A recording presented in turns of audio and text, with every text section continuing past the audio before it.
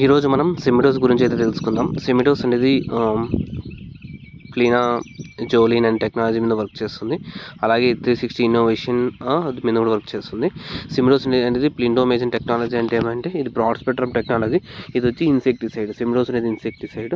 ఈ broad spectrum technology అనేది ఇది వర్స్టైల్గా వర్క్ చేస్తుంది. వర్స్టైల్ అంటే రకరకాలుగా అనేది వర్క్ అవుతుంది. మీరు సినిమాలో చూసినట్లయితే వర్స్టైల్ యాక్టర్ అంటారు. అంటే అన్ని రకాల పాత్రలు పోషిస్తారని ఇది కూడా అలాగే ఇది అనేది ఎఫెక్టివ్గా కూడా చాలా వేగంగా అనేది కూడా పనిచేస్తుంది.